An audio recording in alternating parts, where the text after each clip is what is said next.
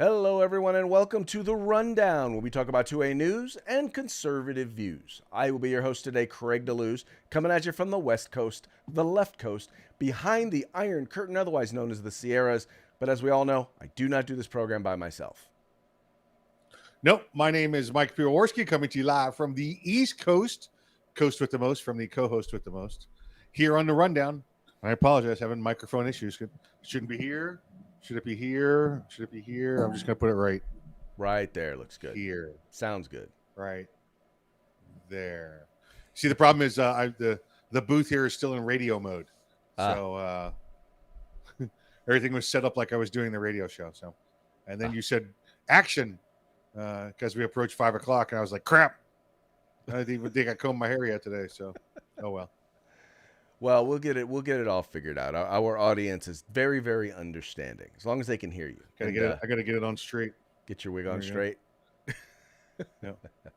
Good stuff. Good stuff. Hey, however you folks are partaking, please make it a point. Like, share, and subscribe. Let your friends know. You can watch us on YouTube, Facebook. You can watch us on Spotify or Ops Lens. You can also listen to us wherever you get your podcasts.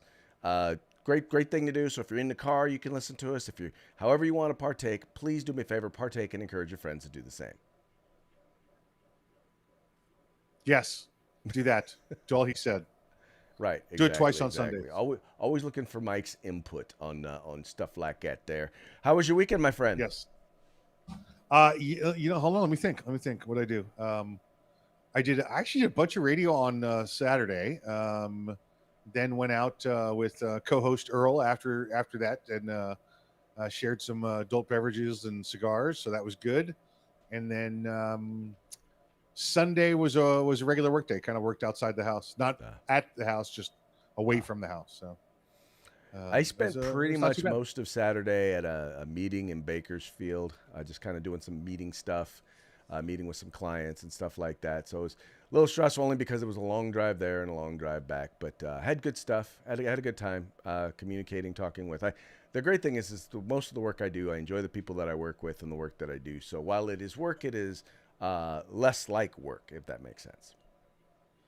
Gotcha. No, I understand. I did watch the Mets take 2 out of 3 from the Astros, or not the Astros, the Phillies this weekend. So that was nice. So baseball. They'd been barking and talking about, we're going to do this, and we were like, yeah, whatever. Okay, so it was a good baseball weekend. I'll say that. Well, I'm sure if it's like most baseball games, sports. I'm sure you got a good nap. Go sports, score points, right? Yeah. Good stuff. Well, hey, let's go ahead and get into today's topics. Let's start with this first one, and this first one I'm actually kind of quite proud of. Those of you who may or may not know, I actually also host a show for the Firearms Policy Coalition called Morning Coffee with Craig. I've been working with FPC now for almost a decade. It'll be a decade come next 2023. But there's a lawsuit that has recently been filed where they are basically fighting against the government. And here, I'll share the story here with you.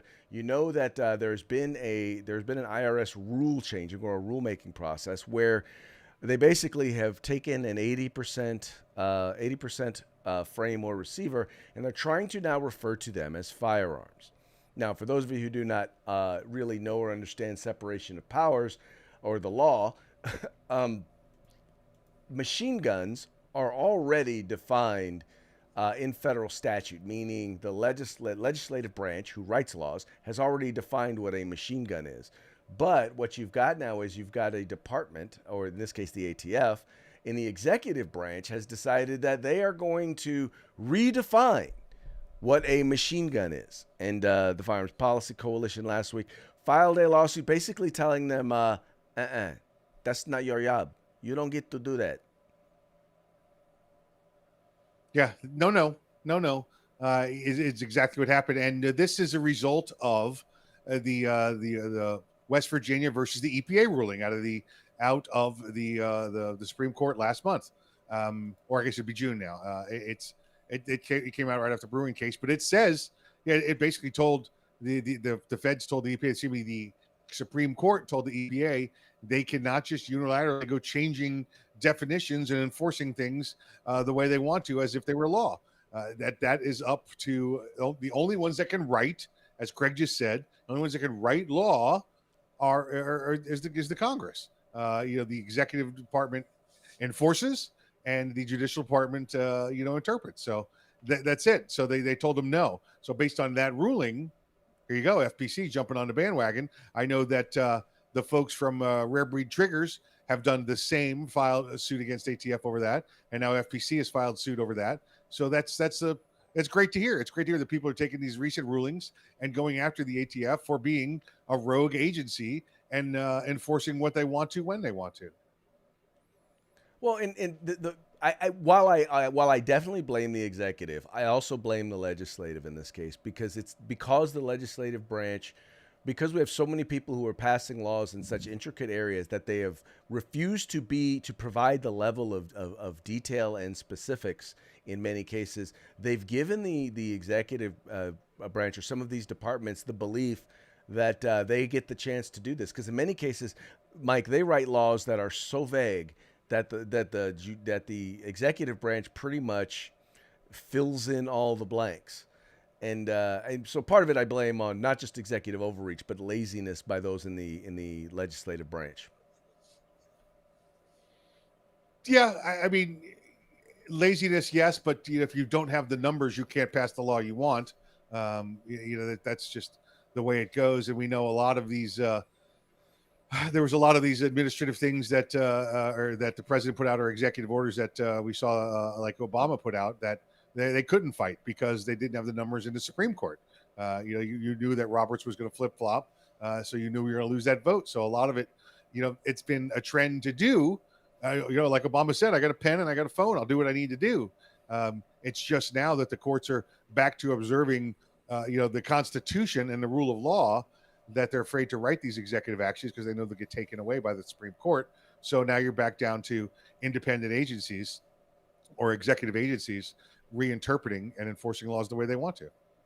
Right. So, folks, and by the way, this is not just happening at the federal level. It's happening at state levels all across the country. Oh, yeah. You have untold numbers of attorneys general in various different states who are reinterpreting laws in order to make what was what were legally purchased and legally possessed items.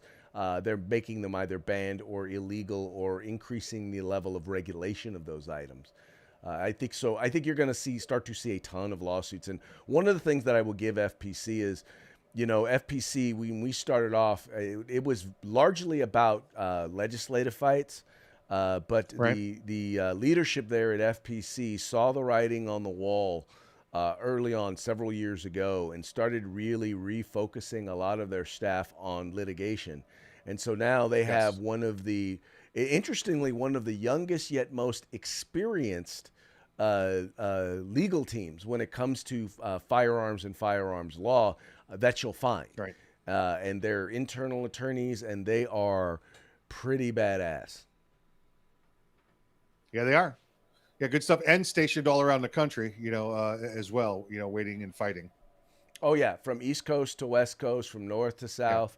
Once again, you have people who are more historians and academics when it comes to firearms and firearms policy. You have people who understand criminal law and they're detailed in terms of dealing with criminal law. You have constitutional experts, some of which are not even necessarily focused on the Second Amendment, but really focus on constitutional issues in general.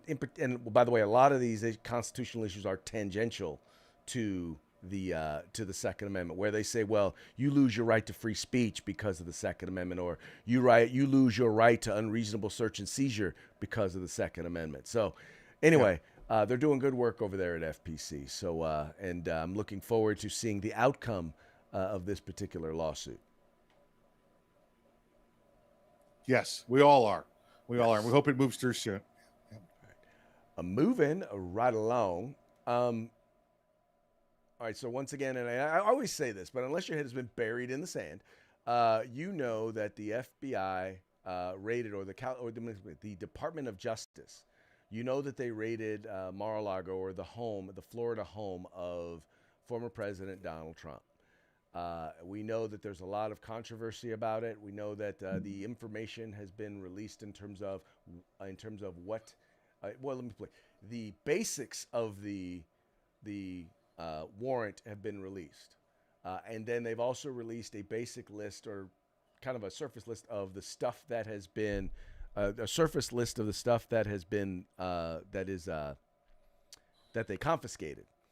Well, it turns out that some of the stuff that they have in fact confiscated turns out to have been not just, well, some of it has turned out to be privileged documents. Some of them is stuff that has already been deemed declassified. But the interesting thing about it all is this, is that I keep saying California Department of Justice because I'm so used to them being the ones that are subverting people's rights. But the Department of Justice has refused to allow an independent reviewer to go in. And usually what happens is when someone proclaims that there is an issue of privilege, what they generally wind up doing is the court appoints an independent reviewer to go through and review documents to see if any of those documents are in fact privileged.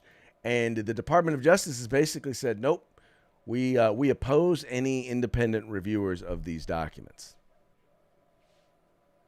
Yeah, which is, it doesn't say we're guilty, right? But it says we're guilty. It says we're not playing ball. They immediately said, well, listen, we'll release the warrant, the application for the warrant, but noticeably missing in there was a lot of the reasons for the warrant. Everybody wants to know whether they talked about the previous subpoena issued and that the president was in compliance with, former president was in compliance with the negotiation for returning some of the disputed documents. Folks, listen, the president has, and I think we talked about this, former president and his staff have all this top secret information in their brains. So they say, listen, we're going to let you take some of these papers with you. We know they're going to be declassified. We'll help you to declassify them so it can go into your memoirs, your journals, your library, whatever you're going to post. And then there's also the president's personal work documents that he's allowed to keep. If he happens to write notes on one of the topics that he's having conversation about that are top secret. And then, of course, there's the privileged attorney-client privilege, with the president talking to his attorneys about. And all of those seem to be items that were released to the president, and he got clearance on all of these items. Now, Craig, what will happen is they'll take a folder and it might have top secret on it, and they'll declare it not top secret anymore, but they don't go every page to page crossing out the top secret.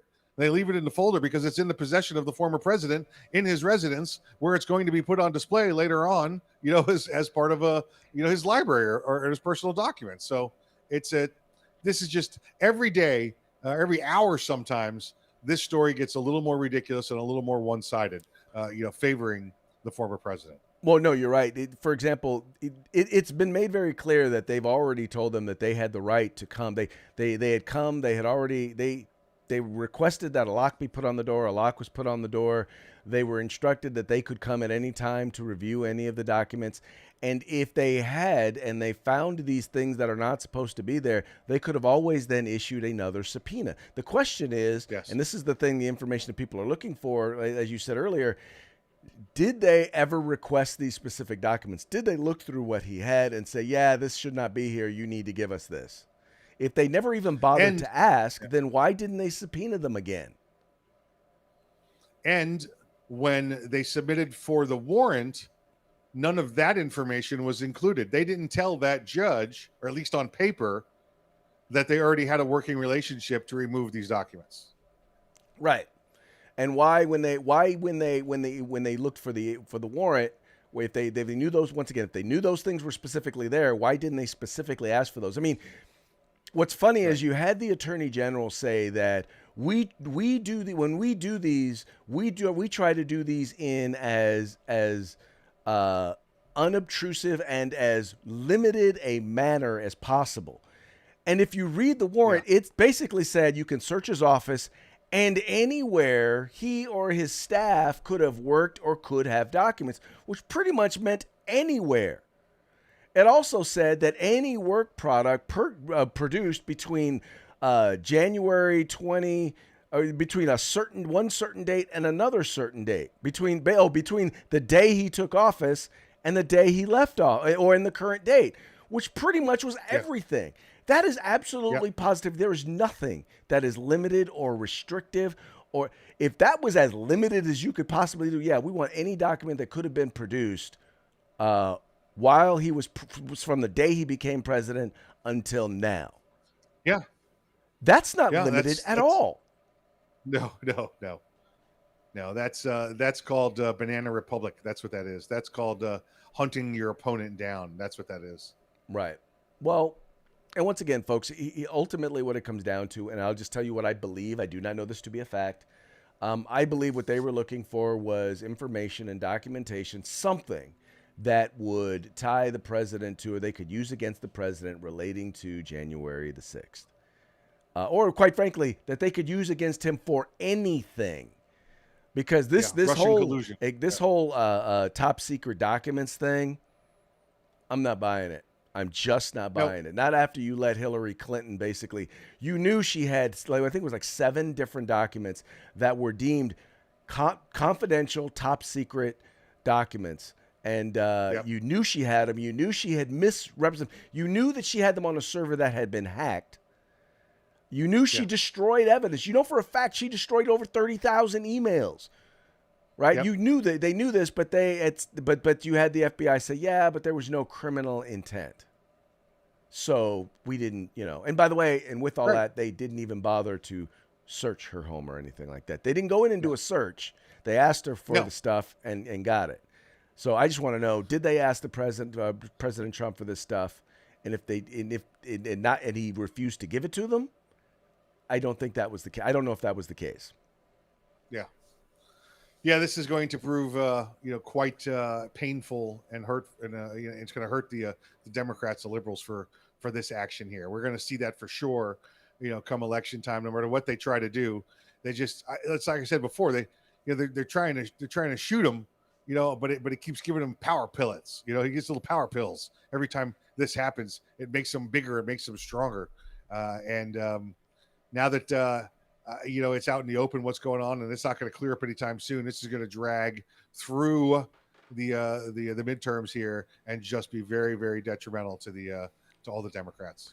Well, it reeks of political persecution, and there's just that's the problem is, and until they can come up with, and like I said, if there is not a smoking gun, and when I say a smoking gun, I mean it better be a smoking gun with Donald Trump's fingerprints on it, his DNA on it. Unless that exists in those documents, which I sincerely doubt that anything does, this is going to just number one, this is going to make Democrats look bad, but number two, this is going to really hurt the image of the Justice Department. Because it's no longer going to be about justice. It's going to be about political persecution or the weaponization of law enforcement for political persecution. Exactly right. Exactly right. All right. This was an interesting one. They're looking to rename monkeypox, Mike.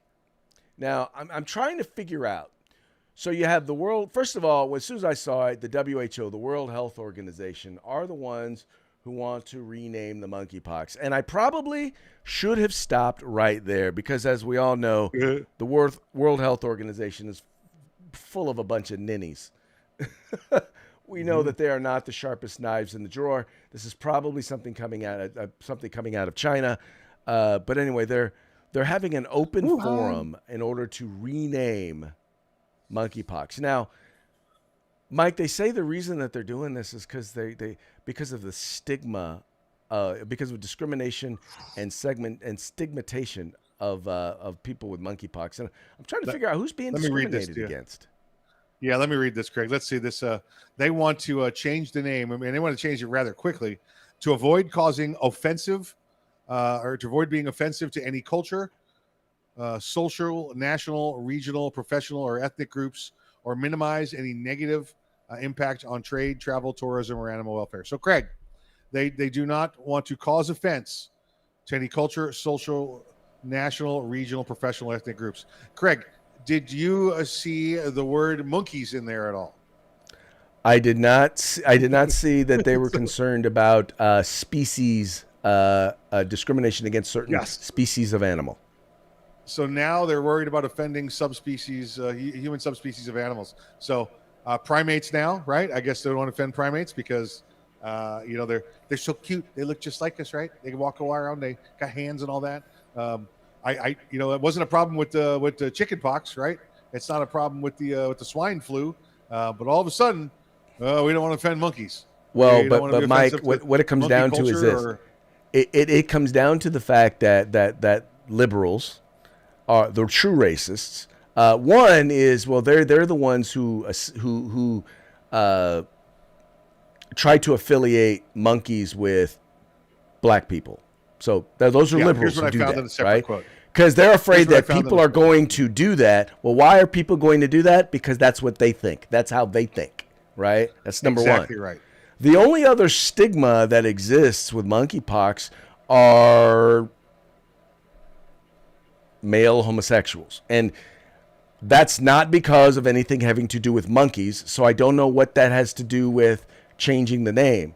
The main stigma with monkeypox is that it's passed by intimate contact, right? Which is not reflected in the name. Which, Would by the we way, agree is on not that? reflected at all in the name. Okay. All right. And because it's that intimate contact, there seems to be a big spread because of close intimate contact within the gay community, in particular gay males. Now, that doesn't mean that this is a gay disease. It's not. It doesn't mean that it's a sexually transmitted disease. It's not. Or solely, it's not classified as a sexually transmitted disease, but it is a disease that seems to have a high concentration in that community. But none of that has anything to do with monkeys. Yes. So I did a little more digging, right, just to see what was out there, and we have the statement from the WHO that says, it's offensive to any cultural, social, and all that. And Craig, I agree with you 100%. I believe that this is the guilt of racists is the reason they want to change this. And I was able to find where it says the controversy is the term monkeypox, according to critics, right? Reinforces racial stereotypes about black people, Africans, and LGBTQ people, and wrongly implies that monkeys are the primary source of the virus. It is discriminatory and stigmatizing, according to some scientists. Yes, Craig, some racist scientists. You're the age same as me. That you probably remember when Howard Cosell was doing Monday Night Football. And I forget the player's name, but the guy had broken away and was running, and Howard had said, "Look at that monkey go." Now, Howard was a great sportscaster and an old Jewish man, and I honestly believe when he said that, he meant nothing by it other than, look at that guy go. And he received a lot of flack from that. But so evidently, that's the only origin I could find, Craig, where Right. somebody's out there racist enough to say a black man is a monkey. I remember that exact play, right? I remember I was watching it live on Monday Night Football when it happened. Yes. So there's a guy who's about 5'8", 5'9", if he's lucky, right? Yeah, right. Catches the ball. Guy goes to hit him. He almost goes down. He gets one hand down, and so he's like running, and he's got one hand down, and he's literally using his third hand to keep himself from going down. It was a phenomenal play. I mean, it was a phenomenal play. And he was just saying, I don't think it was at the time when Art Monk was playing, but I don't think Art Monk was the receiver. It was the guy on the other side. Okay. But you're watching the play, and between you and I, it looked like the monkey going down. That's what it looked like. But now keep in mind. Bouncing off the trees. And, yeah, he was using different axes to stay. Yeah, I got you. Yeah, keep in mind, this was a guy who had a close personal relationship and really did a lot to bring Muhammad Ali and his story to the public. I mean, if there was anyone who was not racist, it was not Howard Cosell was not a racist. No, yeah, nobody remembers that because when Cassius Clay became Muhammad Ali, and no one wanted to talk to him, and all of the media refused to call him anything but Cassius. And it was Howard Cosell that sat down and had the interview with Muhammad Ali that finally got the rest of the media to start recognizing his religion and his new chosen name. Yeah, it was crazy. In fact, let me see if I can pull up the video of the play. Oh, with Howard? I don't know if we'll be able to You get might this. get us flagged for overt racism, Craig. Because I won't play the sound. I'll just pull up the video. Yeah. Yeah, but this is ridiculous. They've actually got a website out there, Craig, and a link to the website. Oh, here we go. Watch. Sorry. Look.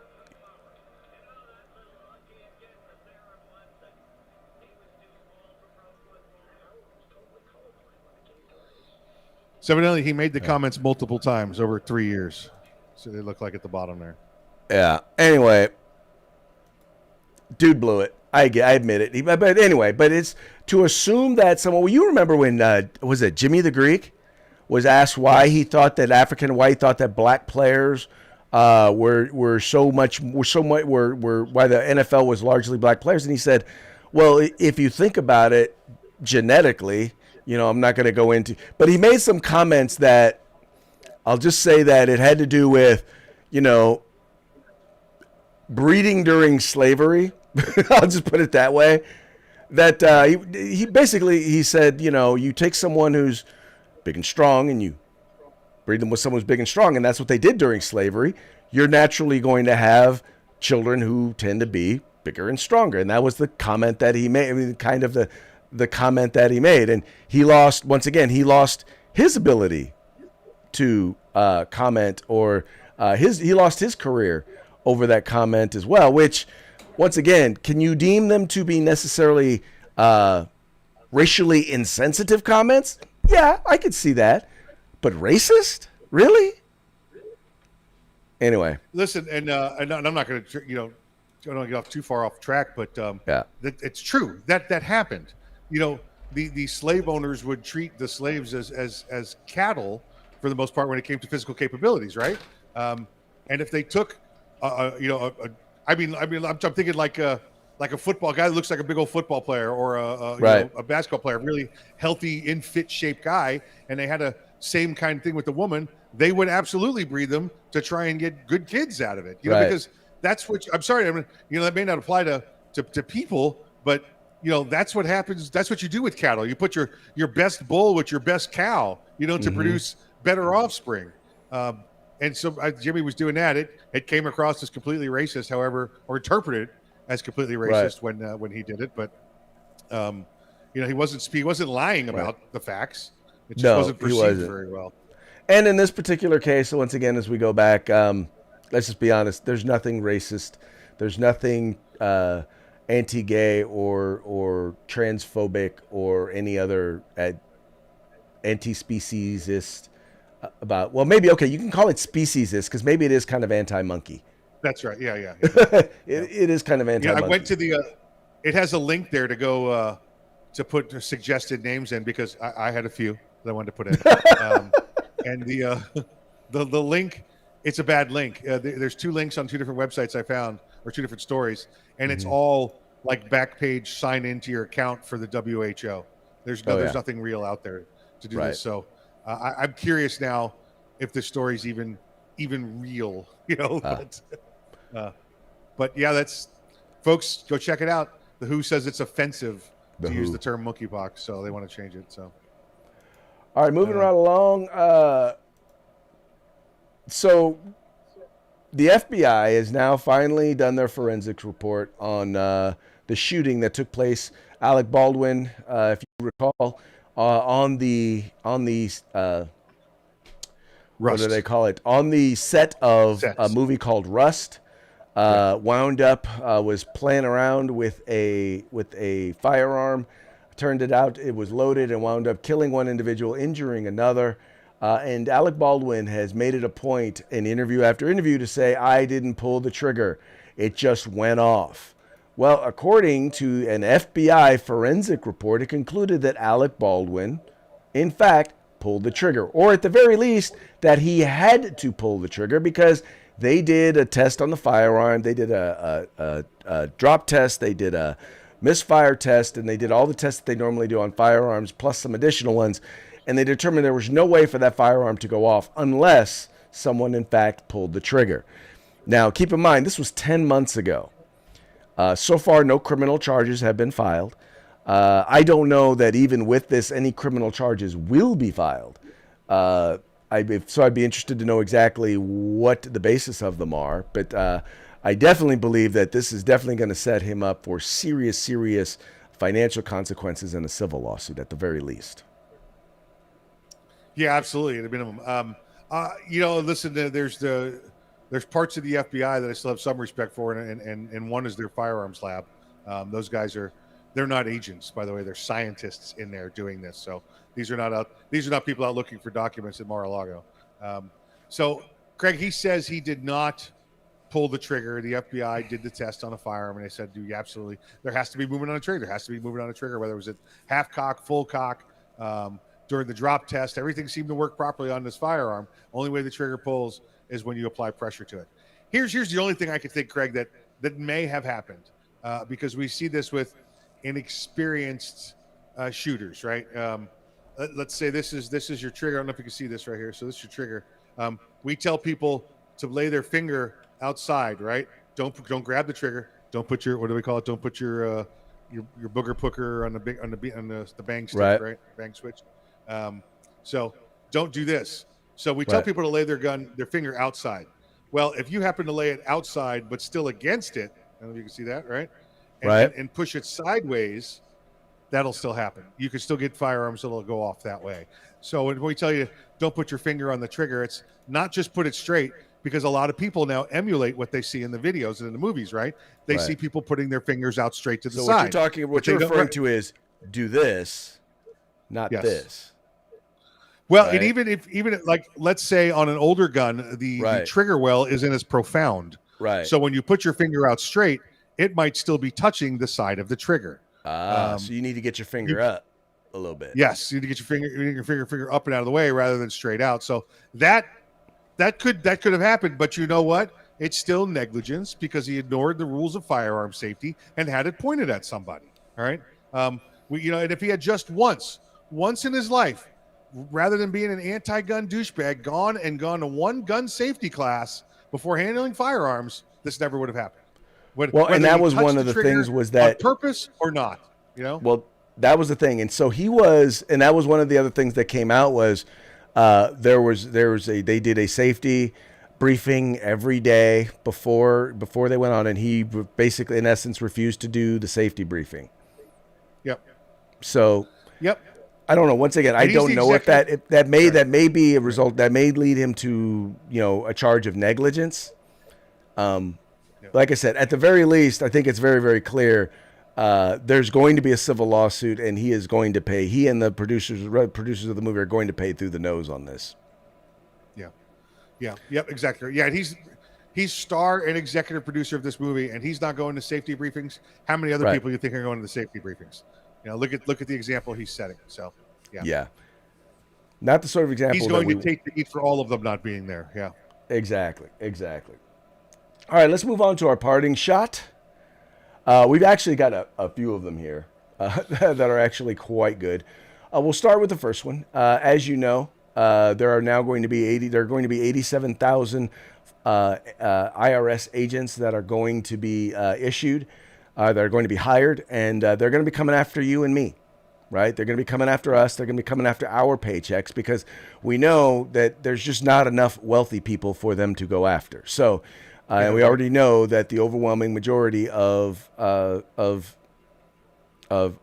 are of, a huge number of the percentage of the audits are going to be of people who earn less than $75,000 per year, or around $75,000 per year. And they've already said that the percentage of people in that area is not going to change, which basically means they're still coming after us, right? So there was a post to that effect that was put up. Here you have the IRS agents looking like a velociraptor, and you have the guy, the kid hiding, and it says your paycheck. And it was fact checked. And it says that it was misleading. The Libertarian Party of Louisiana posted that IRS agents are coming for your paycheck. However, fact checkers determined that not all agents are dinosaurs. Yes, not all of them. Not all of them Not are all. dinosaurs, but many of them are. Yes, yes. Yeah. And by the way, Not along all. along the lines of fact checking, there is a new image that if you post it, that is being fact checked, in particular by Facebook. And it is basically one of the things that I thought were just a basic part of understanding of biology, human anatomy, and whatnot. But clearly, it is no longer true. This is the image of the young man from Kindergarten Cop, as he is telling Arnold Schwarzenegger's, "Boys have a penis, girls have a vagina," and this by Facebook was deemed to be false information, as checked by independent fact checkers. And we all know Yep. Facebook is all about the facts, right? All about the facts, Benjamin. All about the facts. All about the facts. All right. Now, here's the last one. Now, this one, I know they're probably going to fact check this one too as soon as it gets posted. But I think there is a place where he could have put all of these documents and President Trump would not have had to worry about the FBI ever finding them. In fact, if he wanted to hide something, this is the place. If you ever wanted to hide something, this is the place, in fact, to hide it. It says that Trump should have just put all of the documents the FBI was looking for in Hunter's laptop. They never would have found them. Yeah, buddy, it's true. It's true. That is absolutely 100% true. I All don't right, well, remember Mikey, if it's we about did that it- time. if we did it last- We're running up on it. Why don't you do us a favor and give a quick shout out to our sponsors? Let's say hello to our good friends at the California Republic Assembly. And then, of course, uscombatgear.com. I will say this, next day or two, we might be having a new sponsor. And if anybody has the ability to read, they may have been able to figure it out. But we'll leave it at that for now. Exactly. So do us a favor. Hey, the links to our sponsors are in the description of this video. So do us a favor. Go there, check them out. If you like what you see, spend some money with them, donate some money to them, and let them know that the guys over at The Rundown sent you. On that note, we're going to call it a day, and we will be back. We will be back. That was easy for me to say. We will be back Bugs, how's it going? tomorrow to talk about more 2A news and conservative views. Remember, like, share, subscribe. Like, share, subscribe. Encourage your friends to do the same. Do it.